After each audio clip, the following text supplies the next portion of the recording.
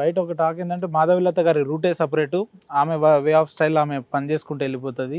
ఈ ట్రోలింగ్స్, ఈ పార్టీ పరిస్థితులు అవి ఏం పట్టించుకోవు, ఆమె స్టైల్లో ఆమె వెళ్ళిపోతుంది. అనుకునేవాళ్ళని ఇవ్వండన్నా ఏమన్నా అనుకొని నాయన, నేను పార్టీకి వ్యతిరేకతగా ఒక్కరోజన్నా ఉన్నానా లేదా నా అంతరాత్మకు తెలుసు, నా పార్టీ వాళ్ళకి తెలుసు.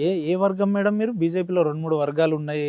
కిషన్ రెడ్డి గారిదో వర్గం, బండి సంజయ్ గారిదో వర్గం, ఈటల రాజేందర్ గారిదో వర్గం, ధర్మపురి అరవింద్ గారిదో వర్గం అని అంటారు. మరి ఆ లెక్కను చూసుకుంటే మీరు ఎవరి వర్గం? మోదీ గారి వర్గం నేను. ఓకే, మోదీ గారి పార్టీ వర్గం నేను. వీళ్ళు ఏ వర్గమో నాకు తెలియదు. నేను వాళ్ళు కూడా బీజేపీలోనే ఉన్నారు కదా. వాళ్ళకి కూడా ఇదే ప్రశ్న వేయండి, వాళ్ళు ఏ వర్గం చెప్పండి. మాది ఉన్నాయా మేడం? వర్గాలు ఉన్నాయా బీజేపీ?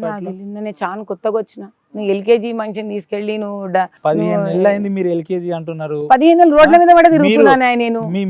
15 చూస్తే వర్క్ స్పిరిట్ చూస్తే ఇంకో 10 నెలల్లో మీరే అధ్యక్ష పదవిలో కూర్చునేంత కుర్చీ కింద మంట పెడుతున్నావు ఉపేంద్ర. కాదు మేడం, అభిమానులు కొంతమంది అనుకుంటున్నారు, వాళ్ళు అనుకుంటున్నారు కాబట్టి. రాజాసింగ్కి అభిమానులు ఉన్నారు, ఏదో మాట్లాడుతుంటారు. అంటే నా అభిమానులు కూడా ఏదో మాట్లాడుతుంటారు.